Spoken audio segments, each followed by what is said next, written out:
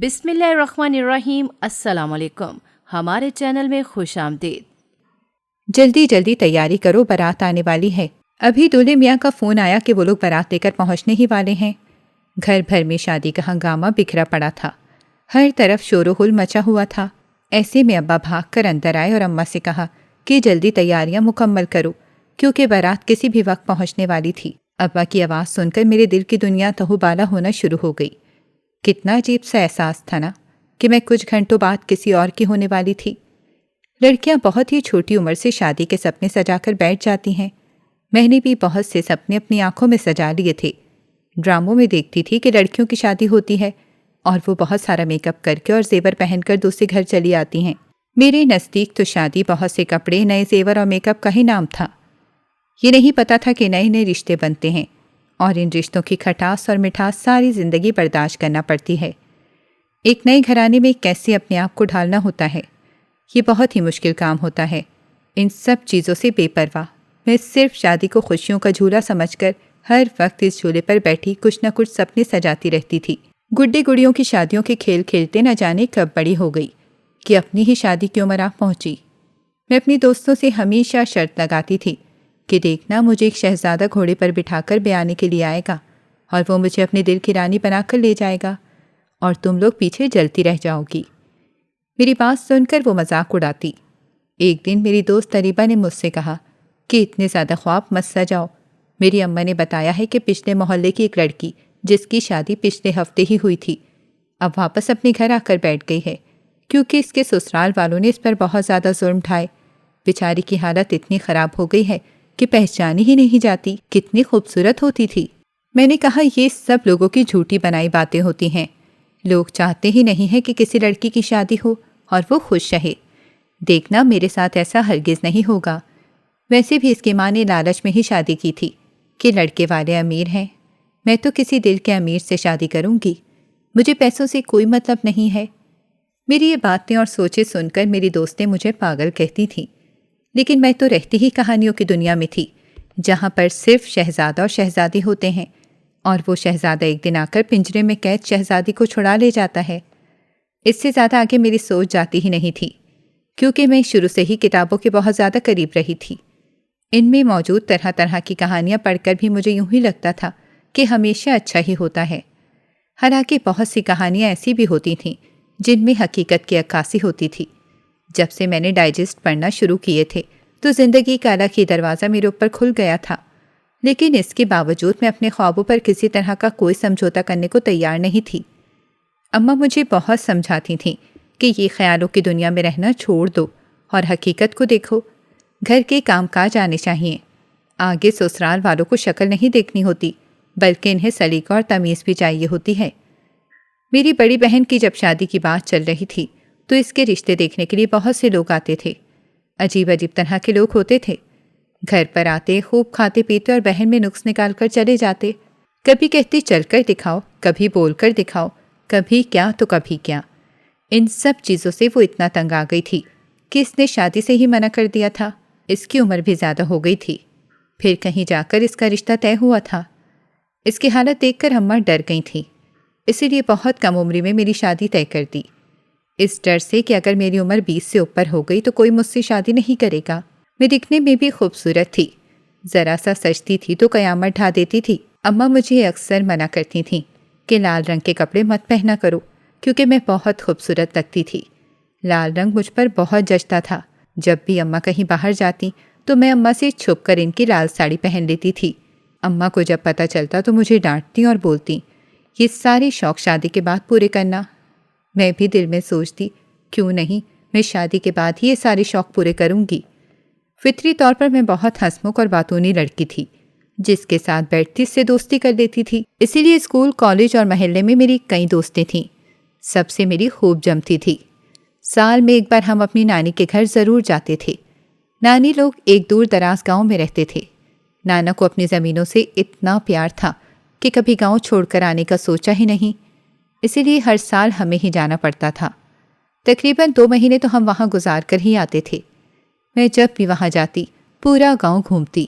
وہاں بھی میں نے بہت سی سہیلیاں بنا رکھی تھیں۔ اپنی کزن سے بھی میری بہت اچھی بنتی تھی، بس سوائے آذر کے وہ ایک نمبر کا کھڑوس تھا، مجھ سے عمر میں 3 سال بڑا تھا، اسی لیے ہم سب انہیں آذر بھائی کہہ کر بلاتے تھے، لیکن ان کی پیٹھ پیچھے میں انہیں صرف آذر کہہ کر بلاتی تھی، بلکہ آذر کھڑوس کہہ کر۔ وہ میرے بڑے ماموں کے اکلوتے بیٹے تھے۔ ان سے چھوٹی صرف ایک بہن تھی جو میری ہی ہم عمر تھی اور اس سے میری خوب جمتی تھی۔ وہ جانتی تھی کہ اس کے بھائی کے بارے میں میری کیا سوچ ہے، لیکن اس کا بھائی پورا گاؤں کا چہیتا تھا اور خاص طور پر نانا جان کو تو وہ بہت زیادہ پسند تھا۔ انہیں اپنے پوتے سے کچھ الگ ہی قسم کا لگاؤ تھا، اسی لیے کسی کو اس کے خلاف بولنے بھی نہیں دیتے تھے۔ مجھے ویسے ان سے کوئی بیر نہیں تھا، بلکہ جب بھی ہم ساری کزنس مل کر باغ میں جاتیں اور بیٹھ کر آم وغیرہ توڑ کر کھاتیں تو ہمیں فوراً وہاں سے نکال دیتے اور کہتے کہ گھر میں ٹک کر رہا کرو۔ مجھے گاؤں میں جگہ جگہ گھومنا بہت پسند تھا اور انہیں بالکل یہ چیز پسند نہیں تھی کہ گھر کی لڑکیاں باہر گھومیں۔ ان کے سخت اصولوں کی وجہ سے مجھے ان سے چڑ ہونے لگ گئی تھی اور جہاں بھی مجھے نظر آتے میں ضرور کوئی نہ کوئی شرارت کرتی تھی۔ وہ مجھے زیادہ کچھ کہتے نہیں تھے، بس گھور کر رہ جاتے تھے، لیکن ان کی گھوری بھی میرے لیے وارننگ کی طرح ہی ہوتی تھی۔ اس سال بھی جب ہم نانا کے پاس رہنے کے لیے گاؤں گئے تو میں نے اپنی شرارتیں نہیں چھوڑیں۔ بہار کا موسم آ گیا تھا اور گاؤں بہت ہی خوبصورت لگ رہا تھا، ہر طرف ہریالی ہی ہریالی تھی۔ ایسے موسم میں صبح صبح گاؤں گھومنے کا مزہ ہی الگ ہوتا ہے، اسی لیے میں صبح فجر کے وقت ہی اٹھ کر گاؤں کی سیر کو نکل گئی۔ اس وقت پورا گاؤں سناٹے میں ڈوبا ہوا تھا۔ مجھے اتنی صبح باہر جاتے آذر بھائی نے دیکھ لیا تھا، اسی لیے چپکے سے میرا پیچھا کرنے لگے۔ میں جا کر ندی کنارے بیٹھ گئی اور اپنے پاؤں ندی کے پانی میں ڈال دیے۔ کچھ دیر بعد مجھے اپنے پیچھے آہٹ سنائی دی تو میں نے مڑ کر دیکھا تو وہاں آذر بھائی کھڑے تھے۔ میں ڈر کے مارے فوراً جھٹ سے کھڑی ہو گئی۔ انہوں نے مجھے گھور کر دیکھا اور کہا، اتنی صبح صبح یہاں کیا کر رہی ہو؟ سیدھا گھر چلو، آج تو میں تمہاری شکایت لگاتا ہوں۔ پپو کو بتاتا ہوں کہ تم صبح صبح بنا کسی کو بتائے گھر سے باہر آ گئی ہو۔ مجھے ان کی بات سن کر سخت غصہ آیا کہ وہ ہمیشہ میرے ہر عمل پر نکتہ چینی کرتے تھے۔ میں نے ہمت کی اور ان کے سامنے آ کر کھڑی ہو گئی اور ان سے کہا کہ آپ میری خوشیوں کے دشمن کیوں ہیں؟ جب بھی میں کچھ کرنے لگتی ہوں آپ ہمیشہ آ کر اس کام کو بگاڑ دیتے ہیں۔ مجھے صبح صبح گاؤں گھومنا پسند ہے تو اس میں غلط کیا ہے؟ اور یہ اپنا ہی تو گاؤں ہے، یہاں پر کون سا کسی نے مجھے کچھ کہنا ہے؟ میری اتنی ہمت پر وہ منہ کھولے مجھے حیرت سے دیکھ رہے تھے، کیونکہ یہاں پر کوئی ان کے سامنے کچھ بولتا نہیں تھا، صرف ان کا حکم مانتا تھا۔ ایک میں تھی جو ان کا حکم کاٹ کر ہر الٹا کام کرتی تھی، اور آج تو میں نے ان کو جواب بھی دے دیا تھا۔ وہ غصے سے گھورتے مجھے وہاں سے لے گئے اور جا کر سیدھا اماں کے پاس چھوڑا اور کہا کہ پھپھو سے سمجھا دیں صبح صبح ندی کنارے نہ جایا کرے، اگر اسے جانا ہی ہے تو دوپہر میں کسی کے ساتھ جائے، اکیلے جانے کی کیا ضرورت تھی؟ اماں نے مجھے غصے سے دیکھا اور کہا کہ تم وہاں کیا کر رہی تھیں؟ میں نے کہا آپ بھی مجھے ڈانٹ رہی ہیں۔ تو اماں بولی تمہیں نہیں ڈانٹوں تو کسے ڈانٹوں؟ میں اگلے 15 منٹ اماں کی ڈانٹ سنتی رہی۔ ابھی تو میں سر جھکا کر اماں کی ڈانٹ سن رہی تھی، لیکن دل ہی دل میں نے پکا ارادہ کیا تھا کہ میں اس کھڑوس انسان سے ضرور بدلہ لے کر رہوں گی۔ اس نے جو میری بے عزتی کروائی ہے اس کا بدلہ لینا تو ضروری تھا۔ میں دل ہی دل میں سوچنے لگی کہ ایسا کیا کروں جس سے میرے دل کے اندر لگی اس بدلے کی آگ کو ٹھنڈک مل جائے۔ پورا دن میں نے صرف اپنے بدلے کے بارے میں ہی سوچنے میں گزار دیا۔ میری کزن حیرت سے مجھے پوچھ رہی تھی، کیا ہو گیا ہے، تم اتنی خاموش کیوں ہو؟ میں نے کہا کچھ نہیں، اور جا کر اپنے کمرے میں بیٹھ گئی۔ رات کو کھانے کے وقت اچانک میری نظر آذر بھائی کی طرف پڑی۔ میں نے دیکھا وہ اپنی انگلیوں سے مونچھوں کو تاؤ دیتے ہوئے بڑے ماموں سے کچھ بات کر رہے تھے۔ یہ دیکھ کر میرے چہرے پر بے ساختہ مسکراہٹ پھیل گئی اور میں انتقامانہ نگاہوں سے ان کی طرف دیکھ رہی تھی۔ میرے مسلسل دیکھنے پر شاید انہیں محسوس ہو گیا، تبھی انہوں نے چونک کر مجھے دیکھا۔ میں نے فوراً سے گڑبڑا کر اپنی نگاہیں جھکا لیں، کہیں انہیں میرے ارادوں کے بارے میں پتہ تو نہیں چل گیا۔ فٹافٹ میں نے کھانا کھایا اور مامی کے ساتھ برتن کچن میں رکھوانے لگی۔ رات کھانے کے بعد سب چائے پیتے تھے۔ اب مجھے انتظار تھا کہ کب سب لوگ اپنے کمروں میں جاتے ہیں اور گہری نیند سو جائیں تاکہ میں اپنا بدلہ لے سکوں۔ مجھے یوں بے چین دیکھ کر کئی بار نمرا، جو کہ آذر کی ہی چھوٹی بہن تھی، مجھ سے پوچھنے لگی کیا ہو گیا ہے؟ آج پورا دن بھی تم خاموش رہی ہو اور اب بھی کسی پریشانی میں لگ رہی ہو، آخر تمہارے سازشی دماغ میں چل کیا رہا ہے؟ میں نے کہا نہیں کچھ نہیں۔ میں فوراً اس کے پاس سے ہٹ کر اپنے کمرے میں چلی گئی کہ کہیں جوش میں اسے اپنا راز نہ بتا دوں، اور جو کچھ میں سوچ رہی ہوں اگر میں نے اسے بتا دیا تو وہ ہرگز مجھے اس پر عمل نہیں کرنے دیتی، کیونکہ اسے اپنے بھائی سے بہت پیار تھا وہ سب کے سامنے میرا بھانڈا پھوڑ سکتی تھی۔ گاؤں میں سب جلدی سو جاتے تھے، لیکن مجھے جلدی سونے کی عادت نہیں تھی، اسی لیے میں بےتابی سے سب کے سونے کا انتظار کرنے لگی۔ کمرے میں ادھر ادھر ٹہلتے جب میں نے باہر جھانک کر دیکھا تو سب کے کمروں کی لائٹس آف تھیں۔ یہ میرے لیے بہت اچھا موقع تھا۔ آصر بھائی کا کمرہ میرے کمرے کے بالکل ہی سامنے بنا ہوا تھا، اسی لیے پکڑے جانے کا زیادہ خدشہ نہیں تھا کہ میں کسی بھی صورت میں فوراً بھاگ کر اپنے کمرے میں جا سکتی تھی۔ میں نے اپنے کمرے کی لائٹ آف کی اور میز پر رکھی کینچی اٹھائی، دبے قدموں کمرے سے باہر نکلی اور اچھی طرح ادھر ادھر دیکھا کہ کوئی جاگ تو نہیں رہا ہے۔ خوب تسلی کر کے میں آصر بھائی کے کمرے کی طرف مڑی۔ اب ایک ہی خدشہ باقی تھا کہ کہیں ان کا کمرہ اندر سے لاک نہ ہو۔ ان کے کمرے کی بھی لائٹ آف تھی، اس کا مطلب تھا کہ وہ بھی نیند میں جا چکے ہیں۔ اب میں اپنا کام بہت ہی آسانی سے کر سکتی تھی۔ میں نے دروازے کے ہینڈل پر ہاتھ رکھا اور اسے گھمایا۔ آج تو شاید میری خوش قسمتی کا دن تھا۔ دروازہ اندر سے کھلا تھا۔ میں نے فوراً سے دروازہ کھولا اور بنا آواز کے اندر چلی آئی۔ پورا کمرہ اندھیرے میں ڈوبا ہوا تھا، بس سائڈ لیمپ چل رہا تھا جس کی روشنی میں مجھے کمرے میں رکھی چیزیں نظر آ رہی تھیں۔ میں نے احتیاط سے ادھر ادھر دیکھا اور دبے قدموں سے بیڈ کی طرف چلی آئی جہاں پر آصر بھائی لیٹے ہوئے تھے۔ انہوں نے اپنے اوپر کمفرٹر اوڑھا ہوا تھا کیونکہ یہاں پر ابھی بھی ہلکی ہلکی ٹھنڈ پڑ رہی تھی، اسی لیے رات میں ضرورت پڑ جاتی تھی۔ ان کا کمرہ بہت خوبصورت تھا۔ میں نے دل ہی دل میں بے ساختہ تعریف کی۔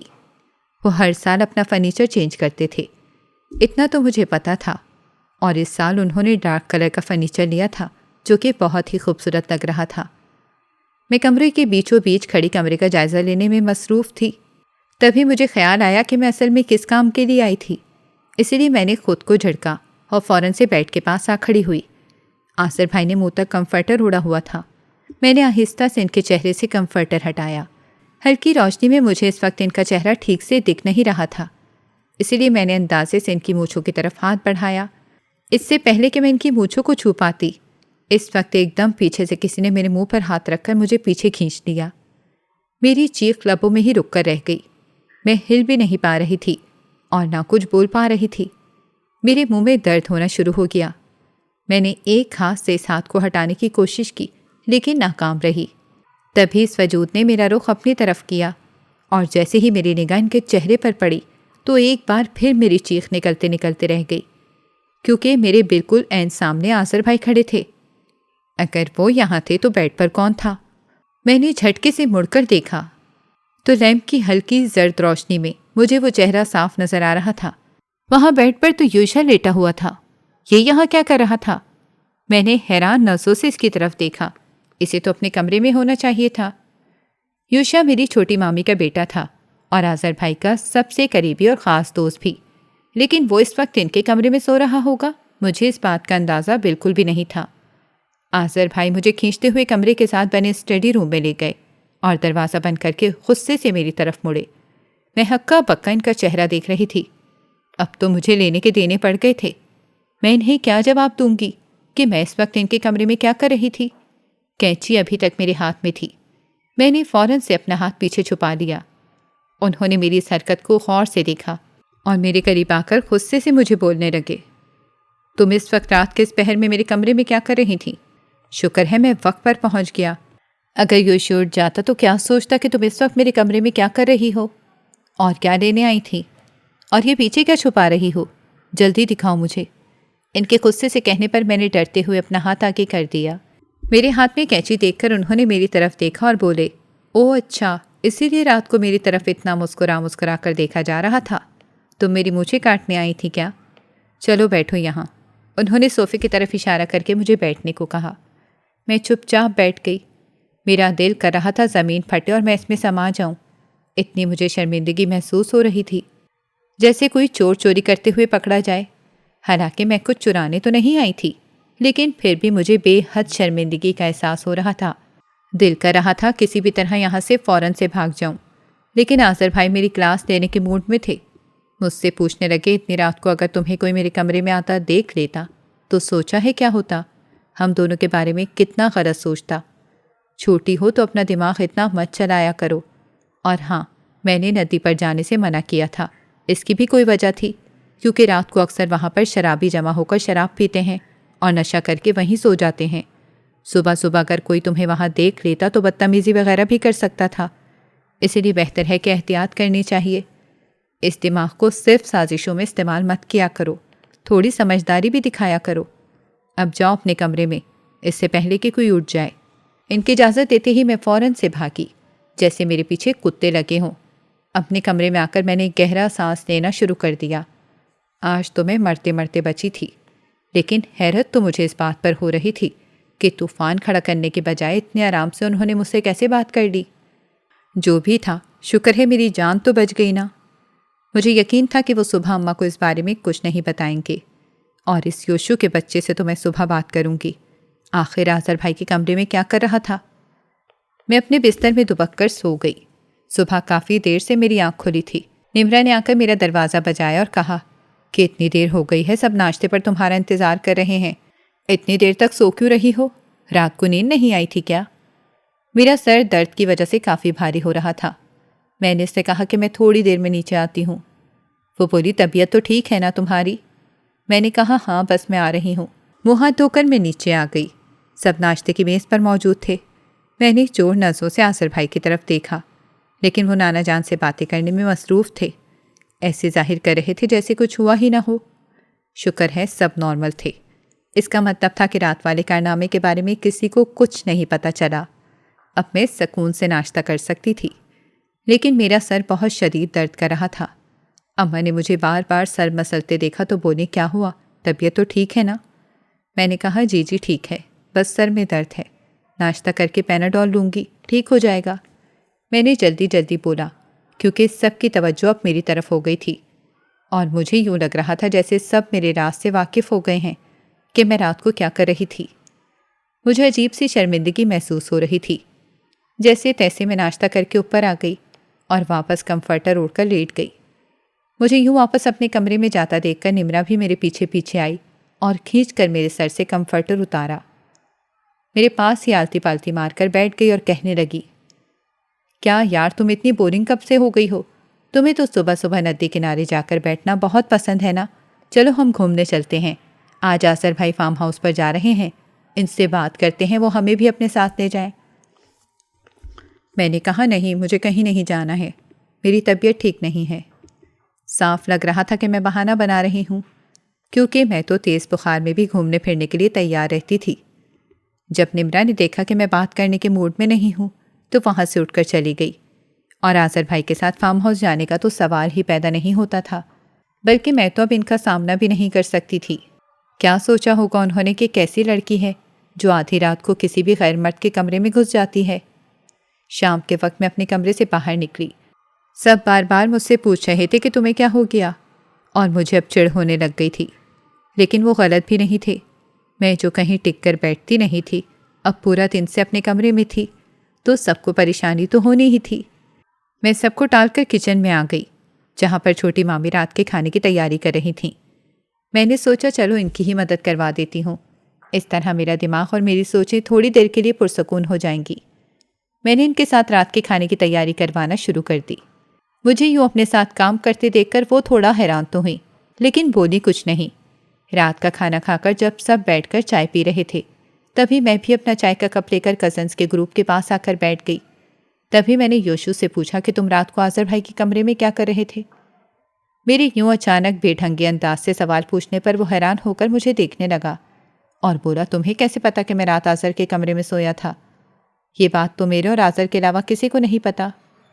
میں فوراً سے گڑبڑا گئی اور بہانہ بنایا کہ میں نے صبح تمہیں آذر بھائی کے کمرے سے نکلتے دیکھا تھا۔ تو وہ بولا، اچھا ہاں، میں رات کو کسی کام سے ان کے پاس آیا تھا اور پھر وہیں سو گیا۔ لیکن تمہیں کیا ہو گیا؟ تم صبح سے ہی بہت الگ سی لگ رہی ہو، کوئی بات ہوئی ہے کیا؟ اس ہٹلر نے تمہیں کچھ کہا ہے؟ یوشا کا اشارہ آذر بھائی کی طرف تھا۔ میں نے کہا نہیں ایسی کوئی بات نہیں ہے، میں ٹھیک ہوں، بس سر میں درد تھا اس لیے۔ میں پھر اٹھ کر اپنے کمرے میں واپس آ گئی۔ اب یہاں پر ایک دن کاٹنا بھی مشکل ہو رہا تھا۔ جب بھی آذر بھائی سے میرا سامنا ہوتا تو عجیب سی شرمندگی کے حصار میں گھر جاتی تھی۔ میں نے اماں سے کہنا شروع کیا، اماں جلدی جلدی واپس چلیں، اب بہت دیر ہو گئی ہے۔ اماں بولی، بیٹا ہم یہاں پر کسی کام سے آئے تھے۔ میں نے کہا کہ کیسا کام؟ تو انہوں نے مجھے بتایا کہ تمہاری بہن کے لیے تمہاری مامی کے میکے سے ایک رشتہ آیا ہے۔ وہ لوگ کل آ کر تمہاری بہن کو دیکھ بھی گئے ہیں اور رشتہ پسند کر لیا ہے۔ میں نے کہا آپ لوگوں نے مجھے کیوں نہیں بتایا؟ اتنی اہم بات؟ تو اماں بولی تم پورا دن اپنے کمرے میں ہی بیٹھی تھیں، نمرا آئی تو تھی تمہیں بلانے، تم نے اس کی بات بھی نہیں سنی۔ مجھے یاد آیا کہ میں نے اس کو کمرے سے نکال دیا تھا جب وہ مجھے فارم ہاؤس جانے کا کہہ رہی تھی، اور مامی کا میکا بھی ادھر ہی تھا۔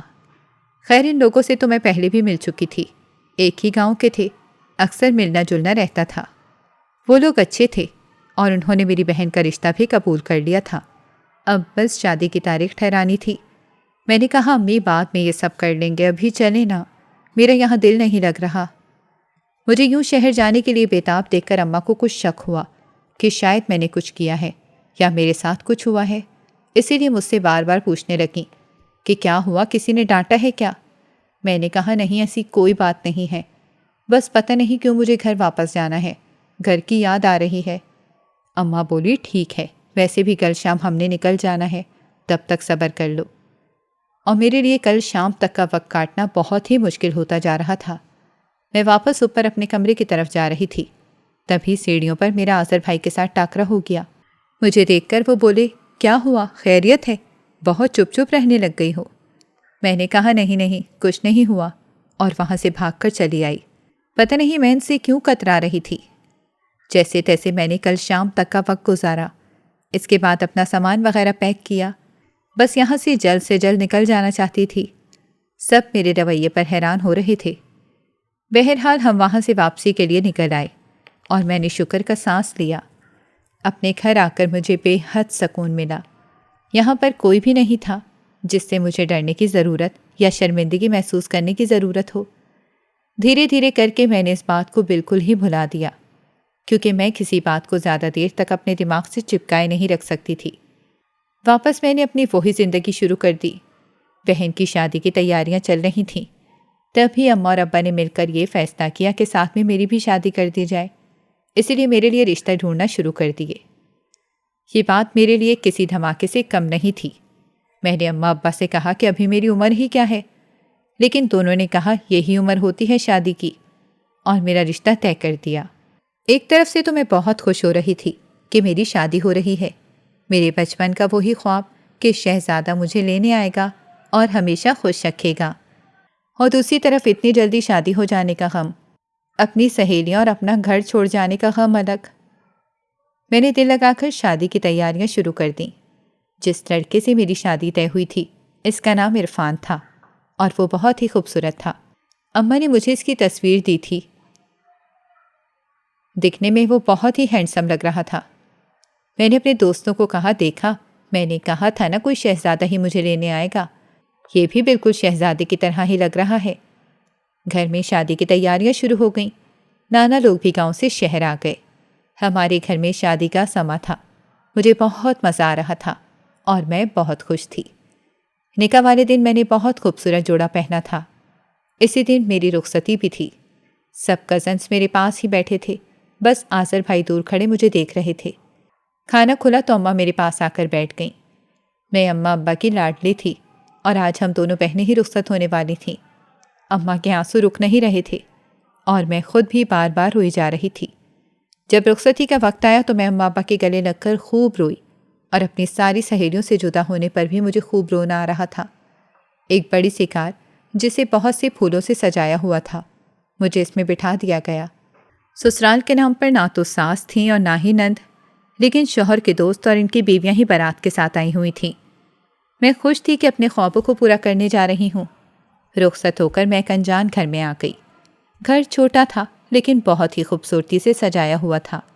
یوں لگتا تھا کہ اس کے مالک کو ہر چیز اپنی جگہ پر رکھنا بے حد پسند ہے۔ میں نے دل میں سوچا کہ میں اپنے شوہر کی بہت خدمت کروں گی اور اس کی فرما بردار رہوں گی۔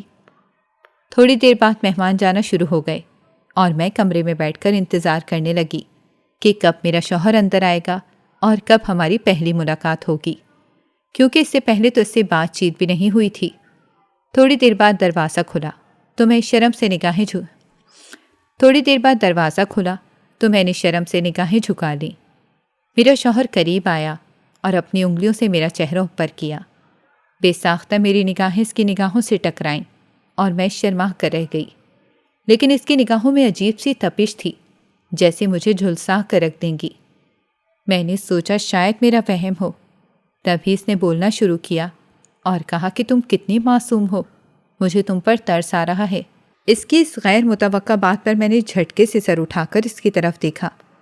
وہ تلخی بھرے لہجے میں کہہ رہا تھا، تم نے مجھ سے شادی تو کر لی ہے، لیکن اب ساری زندگی تمہیں پچھتانا پڑے گا، کیونکہ یہاں پر میں تمہیں شادی کر کے اپنی بیوی بنا کر نہیں لایا، بلکہ پیسے کمانے کے لیے لایا ہوں۔ میں خواجہ سرا ہوں اور میں لڑکیوں کو اسی طرح شادی کے جھانسے میں پھنسا کر آگے بیچ دیتا ہوں اور خوب پیسے کماتا ہوں۔ اس کی باتیں سن کر مجھے لگا کسی نے میرے پیروں تلے سے زمین کھینچ لی ہے۔ میں نے فوراً سے موبائل پکڑا تاکہ گھر پر فون کر سکوں۔ میں اتنی کم عمر تھی کہ مجھے ہر چیز کے لیے اماں ابا کے پاس دوڑنا پڑتا تھا۔ اس نے میرا ارادہ بھانپ لیا تھا، فوراً سے میرا موبائل لے کر پاور آف کیا اور اپنے پاس چھپا لیا اور کہا کہ آج کے بعد تم موبائل کو ہاتھ بھی نہیں لگاؤ گی، اور جب میں تمہیں آگے بیچ دوں گا تو تم اپنے گھر والوں سے رابطہ کرنے کا سوچ بھی نہیں سکو گی۔ یہاں سب کچھ میری مرضی سے ہوتا ہے۔ 2 دن تم آرام سے رہ لو، اس کے بعد میں تمہیں آگے بیچ دوں گا۔ یہ کہہ کر وہ وہاں سے چلا گیا اور میں بیٹھ کر رونے لگ گئی۔ اپنی قسمت پر جتنا روتی اتنا کم تھا۔ خیر قسمت کو کیا دوش دینا، انسان کی زندگی میں کبھی بھی کچھ بھی ہو جاتا ہے۔ میں نے جو بچپن سے لے کر اب تک شادی کے حوالے سے اتنے سپنے سجائے تھے، وہ سب ایک ایک کر کے ٹوٹ گئے تھے، کرچی کرچی ہو کر۔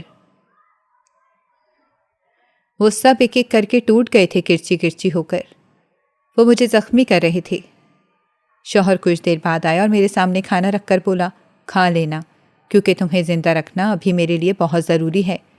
اس کے جانے کے بعد میں نے کھانا ایک سائڈ پر رکھ دیا اور چپ چاپ بیٹھ کر سوچنے لگی کہ مجھے کیا کرنا چاہیے۔ رات گہری ہوئی تو میں اٹھ کر باہر آئی۔ نہ جانے وہ کس کمرے میں تھا، کہیں مجھے دیکھ نہ لے۔ میں نے اپنے پیروں میں پہنی پائل اتار دی تاکہ آواز نہ آئے۔ میں دھیرے دھیرے چلتی جا رہی تھی۔ میرا ارادہ اس گھر سے باہر نکل جانے کا تھا۔ مین گیٹ کھول کر میں باہر نکلی اور بنا پیچھے مڑے تیز تیز بھاگنے لگی۔ بھاگتے بھاگتے میں مین روڈ پر آ گئی۔ ہر طرف سناٹا چھایا ہوا تھا۔ نہ ہی میرے پاس موبائل تھا اور نہ ہی پیسے۔ گھر جاتی تو آخر کیسے جاتی؟ پھر میں نے سوچا کہ کسی رکشے پر بیٹھ کر گھر چلی جاؤں گی تو ابا پیسے دے دیں گے۔ یہی سوچ کر دماغ میں لا کر میں رکشہ روکنے کی کوشش کرنے لگی، لیکن اس وقت کوئی بھی رک نہیں رہا تھا، اور اوپر سے میں دلہن کے لباس میں تھی تو کوئی مجھ پر بھروسہ کیوں کرتا؟ تبھی پیچھے سے مجھے آواز آئی، بیٹی کیا ہوا، تم پریشان لگ رہی ہو؟ میں مڑی تو ایک بارش سے وہ کھڑے تھے۔ میں نے ان سے کہا کہ آپ کون ہیں؟ میں اس وقت بہت ڈری ہوئی تھی۔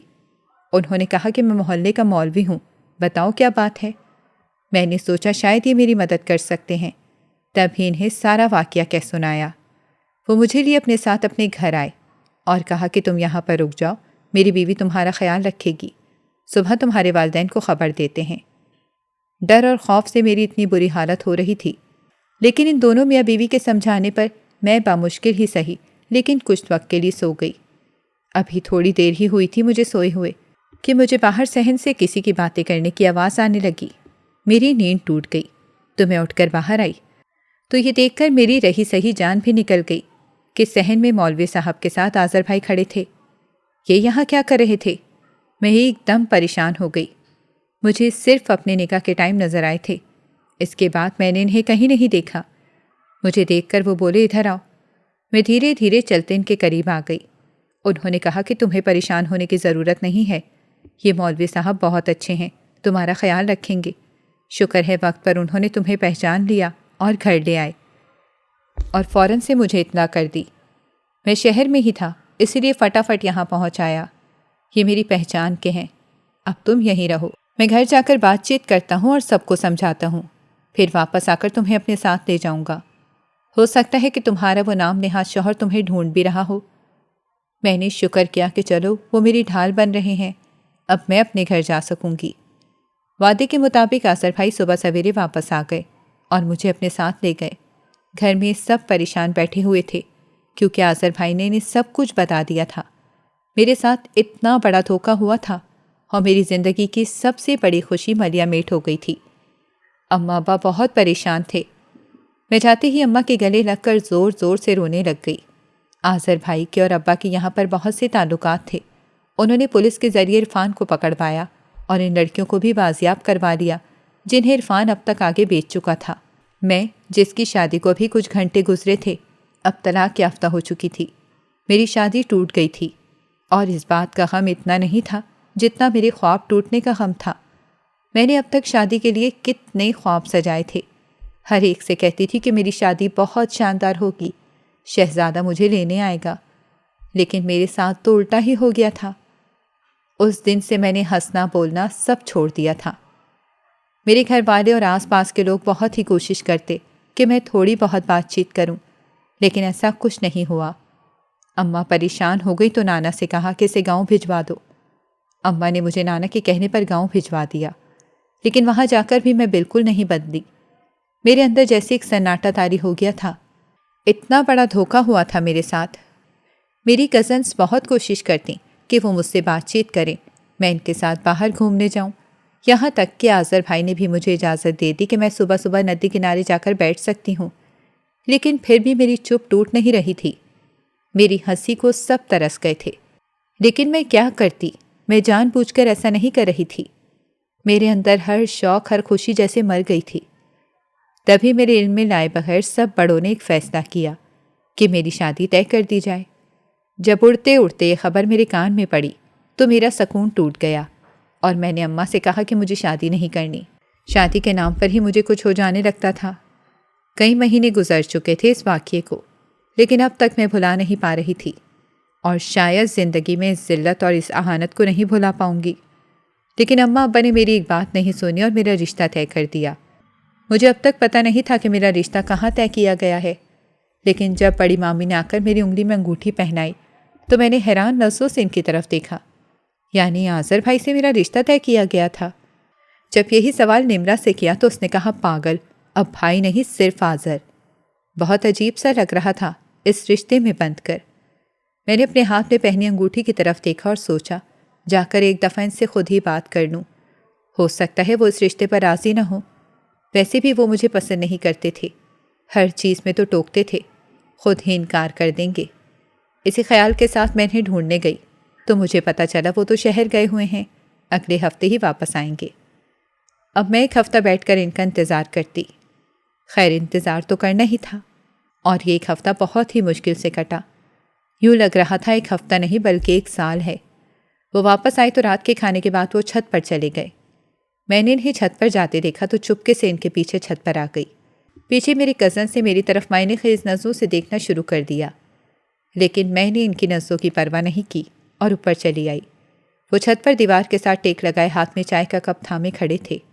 आज 14वीं की रात थी, चाँद पूरी आबोताब से चमक रहा था और ये बात तो मुझे बचपन से पता थी कि आज़र भाई को 14वीं का चाँद देखना कितना पसंद है। इनके शौक़ बहुत ही अजीब से थे। खैर, अभी तो मुझे इनसे बात करनी थी। मैं चलते चलते इनके करीब आई और इनसे कहा कि मुझे आपसे कुछ बात करनी है। मैं नीचे देखकर बात कर रही थी। मेरी आवाज़ सुनकर वो चौंक गए और बोले, क्या हुआ, क्या बात है और तुम इतनी परेशान क्यों नज़र आ रही हो?